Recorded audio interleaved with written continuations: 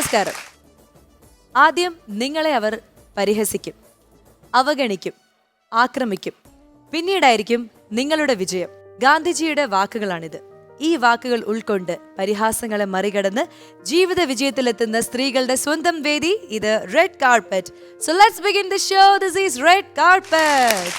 ഇന്ന് നമ്മുടെ red കാർപ്പറ്റിൽ join ചെയ്യാൻ പോകുന്നത് സംഗീത ലോകത്ത് ഒരുപാട് നല്ല സംഭാവനകൾ നൽകിയിട്ടുള്ള രണ്ട് അതുല്യ പ്രതിഭകളാണ്. ഒരുപാട് സ്നേഹത്തോടെ ബഹുമാനത്തോടെ ഈ വേദിയിലേക്ക് സ്വാഗതം ചെയ്യുന്നു ലതിക ടീച്ചർ ആൻഡ് കല്ലറ ഗോപൻ ചേട്ടൻ.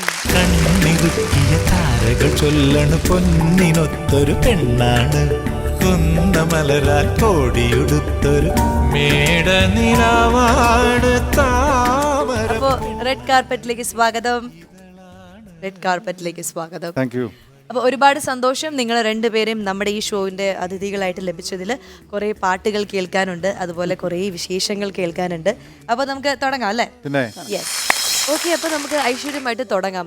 നിങ്ങൾ രണ്ട് സംഗീതത്തിൽ ഈ അതുല്യ പ്രതിഭകളെ നമ്മുടെ പ്രേക്ഷകർക്ക് മുന്നിൽ കിട്ടുമ്പോൾ, അല്ലെങ്കിൽ എനിക്കിങ്ങനെ അടുത്ത് ഇരിക്കാനൊക്കെ ഒരു ഭാഗ്യം കിട്ടുമ്പോൾ പാട്ടിൽ തന്നെ തുടങ്ങാമെന്നാണ് എൻ്റെ മനസ്സ് പറയുന്നത്. അപ്പോൾ നമുക്ക് നിങ്ങൾ രണ്ടുപേരും കൂടി ചേർന്നിട്ട് പാടാൻ പറ്റുന്ന ഒരു നല്ലൊരു പാട്ടിലൂടെ നമുക്ക് തുടങ്ങാം.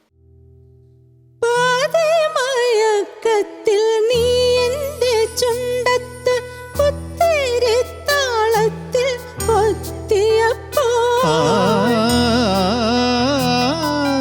പാതമയക്കത്തിൽ നീ എൻ്റെ ചുണ്ടത്ത് കുത്തിരി താളത്തിൽ കൊത്തിയപ്പോൾ കാൽത്തളകിലുങ്ങിയോ എൻ്റെ കൺമഷി കലങ്ങിയോ, കാൽത്തളകിലുങ്ങിയോ കൺമഷി കലങ്ങിയോ, പാറത്തെ മുത്തിന്നിൽ നാണം വന്നോ, ഉള്ളിൽ ഞാറ്റുവേല കാറ്റടിച്ചോ, താരും തളിരും മിഴി പൂട്ടി താഴെ ശ്യാമാംബരത്തിൻ നിറമായി ഏകയായി കേഴുമ്പോ കേൾപ്പു ഞാൻ നിൻ സ്വനം. താവകനിൻ താരാട്ടുമായി ദൂരെയേതോ കാനനത്തിൽ, താരും തളിരും മിഴി പൂട്ടി താഴെ ശ്യാമാംബരത്തിൻ നിറമായി. Thank you so much. അതിങ്ങനെ നേരിട്ട് കേൾക്കാൻ പറ്റിയത് ഒരുപാട് സന്തോഷം. ആൻഡ് ഈ ഒരു പാട്ടെന്ന് പറഞ്ഞു കഴിഞ്ഞാൽ നമുക്കറിയാം, അതായത് ആ കാലഘട്ടത്തിൽ ഈ പാട്ട് മൂളാത്തതായിട്ട് ഒരു മലയാളികളും ഉണ്ടായിരിക്കില്ല അല്ലേ? ഇത് ഭരതേട്ടൻ്റെ പടമാണ്, അദ്ദേഹം തന്നെ എഴുതിയ പാട്ടാണ്. അങ്ങനെ ഭരതൻ സാറിന്റെ ഒരുപാട് സിനിമകളിലും പാടിയിട്ടുണ്ട്. അപ്പൊ അദ്ദേഹം തന്നെയാണോ എല്ലാത്തിലും ഇങ്ങനെ സെലക്ഷൻ പാട്ടുകാർ ആര് വേണം എന്നൊക്കെ ഉള്ളത്? അതെ അതെ, അദ്ദേഹം തന്നെ പറയും. ഭരതൻ സാർ അദ്ദേഹം വളരെ നല്ല സംഗീതത്തിൽ വളരെ പരിജ്ഞാനമുള്ള ഒരാളായിരുന്നു. അതെ. പിന്നെ അദ്ദേഹം സംഗീത സംവിധാനം നിർവഹിച്ചിട്ടുണ്ട്. 76-ലെ പാട്ട് ഏതായിരുന്നു ചേച്ചി? അത് അഭിനന്ദനം. അഭിനന്ദനം ദാസാറിന്റെ കൂടെ പാടിയ പാട്ടാണ്, ഡിബേറ്റ്. കണ്ണൂരൻ സാറാണ്. അതെ പാട്ട്. പുഷ്പതൽപത്തിൽ നീ വീണുറങ്ങി സ്വപ്നമായി നിദ്രയിൽ ഞാൻ തിളങ്ങി, വീണയായോ മനെ നീ ഒരുങ്ങി, ഗാനമായി നിന്നുള്ളിൽ ഞാൻ ഉറങ്ങി. ചേട്ടൻ കൂടുതലും എനിക്ക് തോന്നുന്നു കൈതപ്പുറം സാറിന്റെ കൂടെയാണ് വർക്ക് ചെയ്തിട്ടുള്ളത്. അദ്ദേഹത്തിന് ഒരുപാട് പാട്ടുകൾ. അദ്ദേഹമായിട്ടൊരു സൗഹൃദ ബന്ധം പാട്ടുകളിലൂടെയാണോ അതേ അല്ലാതെ നിങ്ങൾ തമ്മിലൊരു സൗഹൃദ ബന്ധം ഉണ്ടായിരുന്നോ? പാട്ടുകളിൽ തന്നെയാണ്, സംഗീതം തന്നെയാണ് ഞങ്ങൾ അടുപ്പിച്ചത്. 76-ലാണ് ലതിക ടീച്ചർ ആദ്യമായി സിനിമയെ പാടിയെന്ന് പറയുന്നു. 76-ൽ ടീച്ചർ പിന്നെ സിനിമയെ പാടുമ്പോൾ ഞാൻ 8ാം ക്ലാസ്സിൽ പഠിക്കുന്നേ ഉള്ളൂ. ഞാൻ 78-ലാണ് SLC പാസ്സാവുന്നത്. അപ്പം ഞാൻ വളരെ സീനിയറാണ്, അവരെ പാട്ട് കേട്ട് വളർന്നവനാണ് ഞാൻ. അപ്പോൾ ടീച്ചറിൻ്റെ കൂടെ ഇങ്ങനെ ഇരിക്കാൻ പറ്റുന്നു എന്നുള്ളത് എൻ്റെ വലിയൊരു സന്തോഷവും ഭാഗ്യവുമാണ്.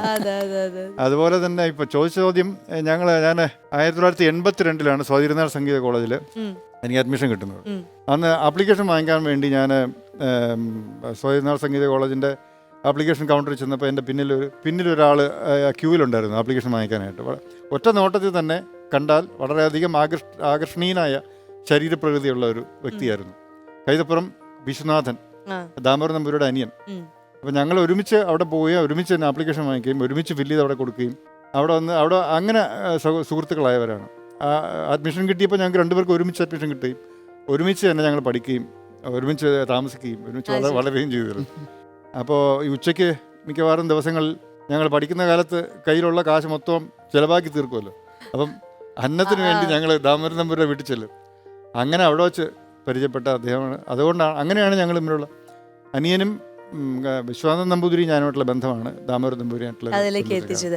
ഈ ലതിക ചേച്ചിയുടെ കാര്യം പറയുകയാണെങ്കിൽ ഒരു ഹമ്മിങ് ഗായിക എന്ന് പറഞ്ഞൊരു പേര് അത് ഈ അടുത്തിടയ്ക്കാണ് എനിക്ക് അങ്ങനെ ഒന്ന് ചാർത്തിയതാണ്. അടുത്തിടയ്ക്കാണ് ചാർത്തിയത്. പക്ഷെ നമ്മളൊക്കെ ഇങ്ങനെ ഒരുപാട് കേട്ടു ഹമ്മിങ്. അപ്പോഴാണ് നമ്മളിങ്ങനെ ആലോചിക്കുന്നു നമ്മൾ ഒരുപാട് ഇഷ്ടപ്പെടുന്ന ആ ഹമ്മിങ് അല്ലെങ്കിൽ ആ ഒരു ബീജത്തിലുള്ള ഉടമ ഇങ്ങനെ ടീച്ചറാണെന്ന് അറിഞ്ഞപ്പോ ഒരു ഇതായിരുന്നു, സർപ്രൈസിങ് എലമെന്റ് ആയിരുന്നു. അതെങ്ങനെ അതിലേക്ക് എങ്ങനെ അവര് വളരെ സെലക്റ്റീവ് ആയിട്ട് തെരഞ്ഞെടുത്താണോ അതെയോ ചേച്ചി റാൻഡംലി പോയപ്പോ ഒന്ന് പാടിയേക്കാം അങ്ങനെയായിരുന്നു? ഞാൻ ഇപ്പൊ 76 ഞാൻ ആദ്യം പാടാൻ പോയി പറഞ്ഞില്ലേ, അത് കഴിഞ്ഞ് ഒരു 79 മുതൽ 89 വരെ ഞാൻ മദ്രാസിലുണ്ടായിരുന്നു. ആ സമയത്താണ് ഞാൻ അവിടെ സംഗീത കോളേജിൽ പഠിക്കുന്നതും ഒക്കെ.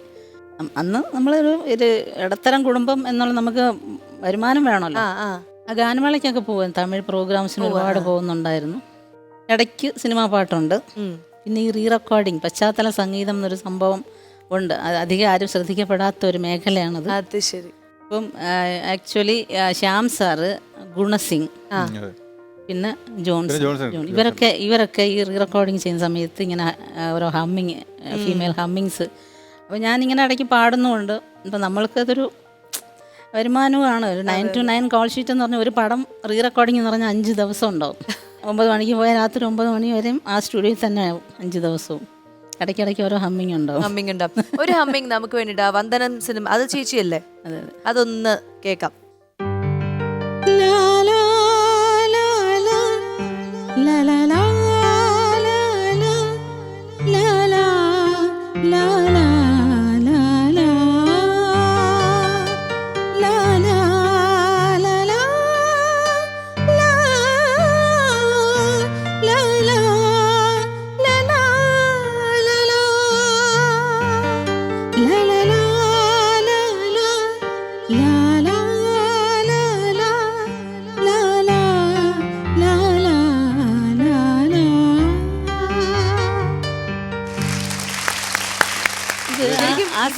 ഇതുപോലെ ഹിറ്റ് ആയിട്ടുള്ള ഒരു ഹമ്മിങ് നമ്മുടെ മലയാള സിനിമയിൽ ഇപ്പോഴും ഈ പാട്ട് കേട്ട എല്ലാവരും ആ കാറുകൾ തമ്മിൽ പാസ് ചെയ്യുന്നതും ആ സങ്കടവും നമ്മള് പല ഇമോഷൻസ് നമ്മുടെ മനസ്സിലൂടെ കടന്നു. പക്ഷെ അന്നൊന്നും നമ്മൾ ആലോചിക്കുന്നില്ല, ഓ ഇതിന് പിന്നിൽ ഇങ്ങനെ ഒരു ആള്, ഇങ്ങനെ ഒരു ശബ്ദം, അതൊന്നും നമ്മുടെ മനസ്സിൽ വരുന്നില്ല. പശ്ചാത്തലം അത്രയും പ്രാധാന്യമുണ്ട് അതിനകത്ത്. പ്രാധാന്യമുണ്ട്. നേരത്തെ ടീച്ചർ പറഞ്ഞു ശ്രദ്ധിക്കപ്പെടുന്നില്ല എന്ന്. പക്ഷേ ഒരിക്കലുമല്ല, പശ്ചാത്തല സംഗീതം ഏറ്റവും പ്രധാനമാണ്, ശ്രദ്ധിക്കപ്പെടുന്നുണ്ട്. ചിത്രത്തിലൊരു ഹമ്മിങ് അതുകൂടി ഒന്ന് ഓരോന്ന് പാടുമ്പോഴും ജനത്തിന്റെ അപ്ലാസ് വളരെ നമ്മൾ വിചാരിക്കുന്നതല്ല, ജനം ഇതെല്ലാം അറിയുന്നുണ്ട്.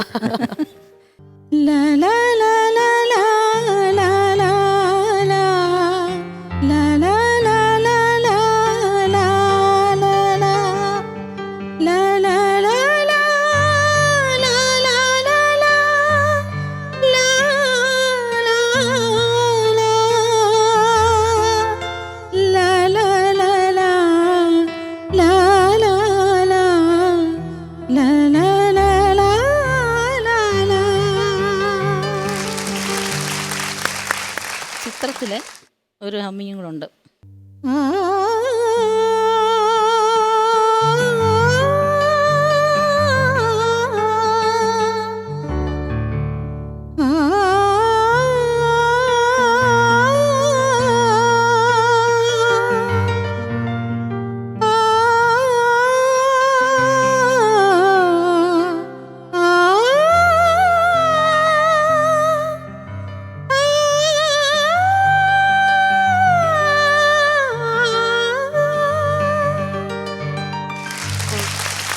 ആ ഒരു കാലഘട്ടത്തിൽ നമ്മളെ ഒരുപാട് കരയിച്ച ഒരു രംഗമായിരുന്നു അത്.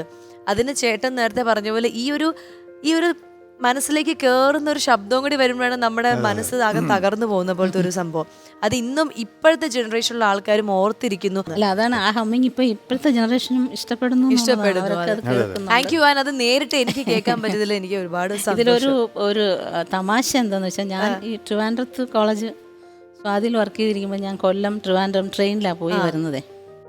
ട്രെയിനിൽ നമ്മൾ സീസൺ ടിക്കറ്റ് എടുത്തല്ലേ പോണേ. അപ്പൊ അടുത്തിരിക്കുന്ന ആൾക്കാരുടെ ഒരു റിംഗ് ടോൺ ഇതായിരിക്കും. ഞാൻ അടുത്തിരിക്കുമ്പോഴായിരിക്കും ശരിയാ ശരിയാ ഞാനിങ്ങനെ മിണ്ടാതെ അത് പറഞ്ഞു കൊടുത്തു. അവർക്ക് അറിയില്ല.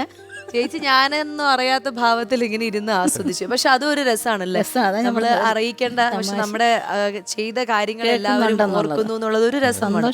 ചേട്ടൻ നമുക്കൊരു ലളിതഗാനം നമുക്ക് വേണ്ടി ഒന്ന് പാടിയാൽ നന്നായിരിക്കും. ബന്ധുരയാമുഷ സന്ധ്യ വരും വഴി ഇന്ദ്രധനുസ്സൊരു പന്തലിട്ടു കസ്തൂരി ചാലിച്ചു പച്ചില കുമ്പിളിൽ കളഭക്കുറി കൂട്ടൊരുക്കി വെച്ചു ഭൂമി കളഭക്കുറി കൂട്ടൊരുക്കി വെച്ചു ബന്ധുരയാമുഷ സന്ധ്യ വരും വഴി ഇന്ദ്രധനുസ്സൊരു പന്തലിട്ടു കസ്തൂരി ചാലിച്ചു പച്ചില കുമ്പിളിൽ കളഭക്കുറി കൂട്ടൊരുക്കി വെച്ചു ഭൂമി കളഭക്കുറി കൂട്ടൊരുക്കി വെച്ചു. ചേട്ടൻ്റെ പാട്ടിങ്ങനെ അടുത്തുനിന്ന് കേൾക്കുമ്പോൾ അതായത് ശബ്ദത്തിൻ്റെ ആ ഒരു മാധുര്യം അല്ലെ, ഒരു സ്ക്രാച്ച് പോലും ഇല്ലാണ്ട് വളരെ നമുക്കിങ്ങനെ കേൾക്കുമ്പോൾ തന്നെ ഇങ്ങനെ നല്ല സുഖം തോന്നുന്നുണ്ട്. നമ്മൾ ദാസ് സാറിനെ കുറിച്ച് എപ്പോഴും പറയുന്നത് അതാണ്. അദ്ദേഹം ഇപ്പോഴും ഇങ്ങനെ ഈ പറഞ്ഞ പോലെ ചെറിയ ചെറിയ കാര്യങ്ങൾ അവർ ശ്രദ്ധിക്കുന്നോണ്ടായിരിക്കും അദ്ദേഹത്തിന്റെ സൗണ്ടിൽ ഇപ്പോഴും ആ ഒരു മാധുര്യം ഉണ്ടാവുന്നത്. ഒരുപാട് ചെറിയ ചെറിയ കാര്യങ്ങളല്ല, വലിയ വലിയ കാര്യങ്ങൾ പോലും വളരെ ശ്രദ്ധയോടുകൂടി എന്താ തൊണ്ടയെ സ്വന്തം കുഞ്ഞിനെ നോക്കുന്നേക്കാളും നന്നായിട്ട് നോക്കുന്നു എന്നാണ് എല്ലാവരും പറയുന്നത്. എന്തായാലും നിങ്ങളോട് ഒരു ചോദ്യം ചോദിക്കാനായിട്ട് ഒരാള് ഇവിടെ LED വാളില് വന്നിട്ടുണ്ട്. നിങ്ങൾക്ക് രണ്ടുപേർക്കും കൂടെ ആയിരിക്കില്ല, നിങ്ങൾ ആർക്കെങ്കിലും ഒരാൾക്കുള്ള ചോദ്യമായിരിക്കും. ആർക്കാണ് നമുക്ക് നോക്കാം. ഹലോ അച്ഛാ, എനിക്ക് അച്ഛൻ്റെ അടുത്ത് ചോദിക്കാനുള്ളത് എന്താണെന്ന് വെച്ച് കഴിഞ്ഞാല്, അച്ഛൻ ഇത്രയും വർഷങ്ങളായിട്ട് ഒരുപാട് സിംഗേഴ്സിന്റെ പാട്ടുകൾ അച്ഛൻ ലൈവിൽ പെർഫോം ചെയ്യാറുണ്ട്. ദാസ് സാറ് മുതൽ അല്ലെങ്കിൽ കമുകറ സാർ, അങ്ങനെ ഡിഫറെന്റ് വോയിസ് ടെക്സ്റ്റേഴ്സ് ഉള്ള സിംഗേഴ്സിന്റെ പാട്ടുകൾ അച്ഛൻ പാടാറുണ്ട്. അതുപോലെ തന്നെ അച്ഛൻ മ്യൂസിക് കമ്പോസേഴ്സിന്റെ കൂടെ വർക്ക് ചെയ്തിരുന്നതായിരുന്നാലും ശരി, എനിക്ക് തോന്നുന്നു ബാബുരാജ് സാർ, അദ്ദേഹം എക്സെപ്റ്റ് ഫോർ ഹിം ബാക്കി എല്ലാവരുടെയും കൂടെ, എല്ലാ ലെജൻഡറി മ്യൂസിക് ഡയറക്ടേഴ്സിന്റെ കൂടെ, നമ്മുടെ പുതിയ ജനറേഷനുള്ള ആൾക്കാരുടെ പോലും കൂടെ അച്ഛൻ വർക്ക് ചെയ്യുന്നുണ്ട്. അപ്പോൾ ഇവർ ഇത്രയും ഡിഫറെന്റ് ഐഡന്റിറ്റീസ് അല്ലെങ്കിൽ ഐഡന്റിറ്റി ഓഫ് മ്യൂസിക് ഇതൊക്കെ അച്ഛൻ എക്സ്പ്ലോർ ചെയ്തിട്ട് ആസ് എ കമ്പോസർ അച്ഛൻ കമ്പോസ് ചെയ്ത് തുടങ്ങുമ്പോൾ അല്ലെങ്കിൽ അച്ഛൻ കമ്പോസ് ചെയ്തുകൊണ്ടിരിക്കുന്ന സമയങ്ങളിലൊക്കെ അച്ഛനെ ഏറ്റവും കൂടുതൽ ഇൻഫ്ലുവൻസ് ചെയ്തിട്ടുള്ള ഒരു കമ്പോസർ അല്ലെങ്കിൽ സിംഗർ അല്ലെങ്കിൽ മ്യൂസിക് ഐഡന്റിറ്റി ആരായിരിക്കും അച്ഛൻ? നാരായണിയുടെ ഒരു ചോദ്യത്തിന് മുന്നിൽ ഉഗ്രൻ ചോദ്യമാണെന്ന് അച്ഛൻ സമ്മതിച്ചിരിക്കുന്നു. ഇനി അതിന്റെ ഉഗ്രൻ ഉത്തരം കൂടി പറയാ അച്ഛൻ. അതാണ് പാട്, നോക്കാം, ശ്രമിക്കാം. അതെ, അവള് ചോദിച്ചത് ഒരുപാട് വ്യത്യസ്തരായ ഗായകരുടെ പാട്ടുകൾ നമ്മൾ സ്റ്റേജിൽ പാടിയിട്ടുണ്ട്. അത് എന്ന് പറഞ്ഞു. പക്ഷേ ദാസാറിൻ്റെ പാട്ട് പാടുമ്പോൾ ദാസാറിനെ പോലെയോ, കമുകറ സാറിൻ്റെ പാട്ട് പാടുമ്പോൾ കമുകറ സാറിനെ പോലെയോ, അല്ലെങ്കിൽ ഉദയഭാനു സാറിൻ്റെ പാട്ട് പാടുമ്പോൾ അതുപോലെയോ ഞാൻ അനുകരിച്ചിട്ടില്ല. പക്ഷേ അത് ഞാൻ പാടുമ്പോൾ ആ പാട്ട് എൻ്റെ പാട്ടായി തീരുന്നു എന്നുള്ളതാണ്. അല്ല, അതാ വേണ്ടത്, ഐഡന്റിറ്റി വേണം. ദാസേട്ടൻ ഉണ്ടല്ലോ. അതെ, അവൾ ചോദിച്ചത് ഇത്രയും വ്യത്യസ്തരായ സംഗീത സംവിധായകരോടൊപ്പം വർക്ക് ചെയ്യാൻ കഴിഞ്ഞു. ഓരോരുത്തരും ഓരോ ശൈലി തന്നെയാണ്. ഇപ്പം ദക്ഷിണാമൂർത്തി അദ്ദേഹം ചെയ്യുന്ന ഒരു ക്ലാസിക്കൽ, ഇപ്പോൾ ബേഗഡയിൽ ഒരു പാട്ട് ചെയ്താൽ ദേവരാമാഷൻ ബേഗഡയിൽ ഒരു പാട്ട് ചെയ്യും. പിന്നെ സിന്ധു ഭൈരവിയിൽ MSV ചെയ്താൽ ബാബുരാജ് ഒരു പാട്ട് ചെയ്യും. അപ്പോൾ ഓരോരുത്തരും ഓരോ രാഗത്തിന് വ്യത്യസ്തമായ കാഴ്ചപ്പാടിലൂടെയാണ് ചെയ്യുന്നത്. അപ്പോൾ ഓരോ വ്യക്തിയും നമ്മളെ ഒരു സ്വരൂപം പോലെ തന്നെ, എന്നെ കാണാൻ കൽറഗോപനെ പോലെ ഇരിക്കുന്നുവെങ്കിൽ മറ്റൊരാൾ വേറൊരാളെ പോലെ ഇരിക്കുന്നു. അത് ആ സ്വരൂപത്തിനനുസരിച്ച് ഓരോരുത്തർക്കും അവരുടേതായിട്ടുള്ള സംഗീതവും ശൈലിയും ഉണ്ട്. പക്ഷെ മറ്റുള്ളവരുടെ പിന്നെ സംഗീത ശൈലികളെല്ലാം തന്നെ നമ്മളെ സ്വാധീനിക്കുന്നുണ്ട്. അത് നമ്മളിൽ കൂടെ വരുമ്പോൾ ഞാൻ നേരത്തെ പാടുമ്പോൾ പറഞ്ഞതുപോലെ നമ്മളതായിട്ട് തന്നെയാണ് ആയിരിക്കും പുറത്തു വരുന്നത്. അതെ അതെ, അതാണ് ഇവിടെ എനിക്ക് തോന്നിയിട്ടുള്ളത്. ഏറ്റവും കൂടുതൽ സ്വാധീനിച്ചിട്ടുള്ള വ്യക്തി എൻ്റെ ഗുരുനാഥൻ ബി ശശികുമാർ സാറ്. അദ്ദേഹത്തിൻ്റെ സംഗീത സംവിധാന ശൈലിയും മ്യൂസിക് ഡയറക്ഷൻ ചെയ്യുമ്പോൾ എന്നെ ഒരുപാട് സ്വാധീനിച്ചിട്ടുണ്ട്. അപ്പോൾ എന്തായാലും നിങ്ങളുടെ പാട്ടിൽ നിങ്ങൾ രണ്ടുപേരും ബ്രില്യൻ്റ് ആണെന്നുള്ളത് നിങ്ങളുടെ മ്യൂസിക് ഡയറക്ടേഴ്സ് ഗുരുനാഥന്മാരെല്ലാവരും പറഞ്ഞിട്ടുണ്ട്. ഇനി ഗെയിമിൽ നിങ്ങൾ ബ്രില്യൻ്റ് ആണോ അല്ലയോ എന്ന് ഞാൻ പറയുന്നതായിരിക്കും. അതായത് ചേച്ചി പേടിച്ചു പോയി. അതായത് സംഗീതമായിട്ട് റിലേറ്റ് ചെയ്ത് കുറച്ച് ഗെയിമാണ് നമ്മൾ കളിക്കാൻ പോകുന്നത്. അത് നിങ്ങൾ നന്നായിട്ട് കളിച്ചു കഴിഞ്ഞാൽ ഞാനും നിങ്ങൾ ബ്രില്യൻ്റ് ആണെന്ന് സമ്മതിക്കും. പിന്നെ നിങ്ങൾക്ക് ധൈര്യമായിട്ട് ലോകത്ത് എവിടെ വേണമെങ്കിലും പോയിട്ട് ഗെയിം കളിക്കാം. ഓക്കെ? എന്താന്ന് വെച്ച് കഴിഞ്ഞാൽ നമ്മൾ കുറച്ച് കടലാണ്, സംഗീതം കടലാണ്. അതെ, സംഗീതം കടലാണ്. പറയാല്ലേ, കുറച്ചൊക്കെ അറിയൂ. അതെ അതെ അതെ, കുറച്ചൊരു അറിവിൽ വെച്ച് നമുക്ക് നോക്കാം പറ്റുമോ ഇല്ലയോ എന്നുള്ളത്. കുറച്ച് പ്രോപ്പർട്ടീസ് വരും, അത് വന്നു കഴിയുമ്പോൾ ഞാൻ അത് എങ്ങനെയാണ് പറയേണ്ടത്, എന്താണ് ചെയ്യേണ്ടതെന്ന് ഞാൻ പറയാം. ഓക്കെ? റെഡി? യെസ്. ഓക്കെ, അപ്പോ പേടിയൊന്നും ഇല്ലല്ലോ, നമുക്ക് ഗെയിം തുടങ്ങിയാലോ? ഇല്ലാതില്ല, ചെറിയൊരു പേടി ഇല്ലാതില്ല. പക്ഷേ പേടിക്കാതെ കളിച്ചു കഴിഞ്ഞാൽ സമ്മാനം കിട്ടും. പേടിച്ച് തെറ്റിച്ച് കഴിഞ്ഞാൽ നമ്മുടെ കുറച്ച് സാധനങ്ങൾ ഇവിടെ ഞാൻ റെഡിയാക്കി വെച്ചിട്ടുണ്ട്. ഓരോന്നും തെറ്റുമ്പോൾ ഓരോ ഭക്ഷണ സാധനം എടുത്ത് കഴിക്കണം. എൻ്റെ ലൈഫിൽ ആദ്യമായിട്ടാട്ടോ ഇത്. ലൈഫിൽ ആദ്യമായിട്ട് ചെയ്യാൻ പോകുന്ന അല്ല, ഒരുപാട് ഇന്റർവ്യൂസിന് പോയിട്ടുണ്ട് ഇങ്ങനൊരു സംഭവം. പാവം. പക്ഷെ ഇത് ഈ ഗെയിം കഴിയുമ്പോൾ ചേച്ചി ഭയങ്കര ഇഷ്ടപ്പെടും. ശരി, എന്നെയല്ല, ഈ ഗെയിം ഇഷ്ടപ്പെടും. പിന്നെ ഏത് ഇന്റർവ്യൂ ചെന്നാലും ഈ ഗെയിം പോരട്ടെ എന്ന് പറയും. ഓക്കെ? സോ 3 മ്യൂസിക് ഡയറക്ടേഴ്സ് ഈ കാർഡിന്റെ ഉള്ളിലുണ്ട്. നിങ്ങൾ ഒരു കാർഡ് എടുക്കുക. അപ്പോൾ ഒരു മ്യൂസിക് ഡയറക്ടറിന്റെ പേര് കാണും. അദ്ദേഹത്തിന്റെ പാട്ടുകൾ പാടും. ആദ്യം ചേച്ചി പാടണം. ഞാൻ സ്വിച്ച് നെക്സ്റ്റ് എന്ന് പറയുമ്പോൾ ചേട്ടൻ പാടണം. വേറെ വേറെ പാട്ടുകൾ അദ്ദേഹത്തിന്റെ. ആ മ്യൂസിക് ഡയറക്ടറിന്റെ വേറെ വേറെ പാട്ടുകൾ. ഓക്കെ, അപ്പൊ ആദ്യം ആരാണ് കാർഡ് എടുക്കാൻ പോകുന്നത്? ചേട്ടൻ എടുക്കും. ഞാൻ എടുത്താൽ ടീച്ചർ പാടണം അല്ലേ? അല്ല, ചേട്ടൻ പാടണം, പിന്നെ ടീച്ചർ പാടണം. ഇതെടുക്കട്ടെ? എടുത്തു. രവീന്ദ്രൻ മാഷ്, അതായത് ഇവരുടെ ഫേവറേറ്റ് മ്യൂസിക് ഡയറക്ടറാണ്. അപ്പൊ രവീന്ദ്രൻ മാഷിന്റെ ഒരു പാട്ട് ചേട്ടൻ പാടി തുടങ്ങിക്കോളും. മാമാങ്കം പലകുറി കൊണ്ടാടി നിളയുടെ തീരങ്ങൾ. നെക്സ്റ്റ്. താരകേ മിഴിതളിൽ കണ്ണീരുമായി താഴെ. നെക്സ്റ്റ്. പ്രമദവനം വീണ്ടും ഋതുരാഗം. സഗമഗമപമപനി പനി സഗ മഗ സനി സനി പനി പമപമഗമഗ സഗ.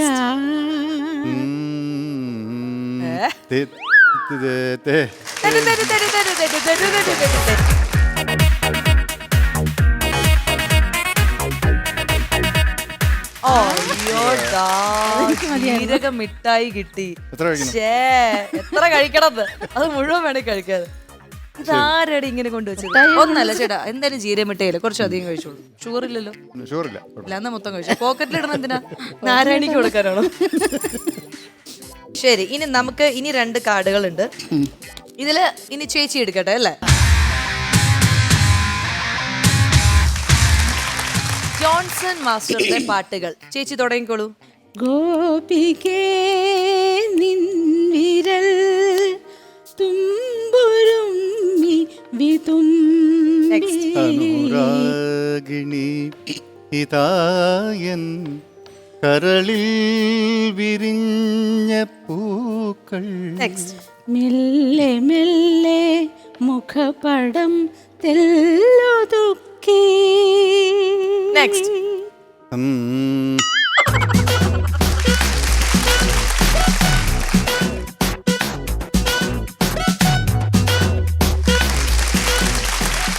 നെല്ലിക്ക, നല്ല നെല്ലിക്ക. ഉപ്പിലിട്ടതാണോ? ഉപ്പിലിട്ടല്ല, നല്ല പച്ച നെല്ലിക്ക.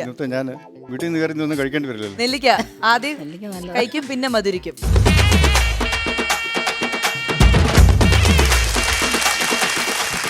ചേച്ചിക്ക് ഒരു നെല്ലിക്ക വേണോ? വേണ്ട. ഇനി ഒരു കാർഡേ ഉള്ളൂ. ആ കാർഡ് നമുക്ക് നോക്കാം ആരാണെന്ന്. ഓക്കെ?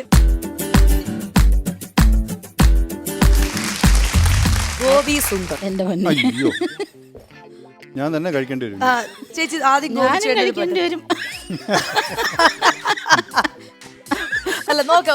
ഒരു തുടക്കത്തിൽ ഒരു പാട്ട്, ഏതെങ്കിലും ഒരു പാട്ട് ആലോചിച്ച് പറഞ്ഞോളൂ. കുറെ പാട്ട് ചെയ്തിട്ടുണ്ടെന്ന് എനിക്കറിയാം. നീ മുകിലോ മഴവിലാളിയോ തേൻമൊഴിയോ പോയി അടുത്ത ഞാൻ കഴിക്കേണ്ടി വരും. കുറച്ച് സമയം ഞാൻ തരാം. മറ്റേ നെക്സ്റ്റ് ചേട്ടൻ നാരായണി എന്നെ ഒരു പാട്ട് പാടിയിട്ടുണ്ട്. ആ അതന്നെ, അത് ഓർമ്മയില്ലല്ലേ. അയ്യോ മോള് പാടില്ല. രാത്തേൻ പറഞ്ഞൊരു പാട്ടുണ്ട് ഷൈലോക്കില് ഷൈലോക്കിൽ, അതെനിക്ക് വരുന്നില്ല, ട്യൂൺ ഓർമ്മയില്ല. പിന്നെ കണ്ണേ കണ്ണേ കണ്ണേ നോക്കാതെ കണ്ടാരേ. സിരിച്ചൊരു ഇനി ചേച്ചി ഒരു പാട്ടും കൂടി ഒന്ന് ഓർത്തു നോക്കിയേ. രക്ഷയില്ല. രക്ഷയില്ല, അപ്പൊ തോറ്റു.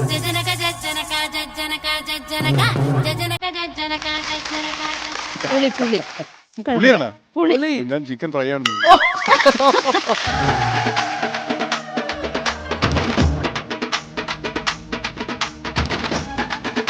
അപ്പോൾ ഇനി ഇതൊക്കെ എന്തൊക്കെയാണെന്ന് നോക്കാം.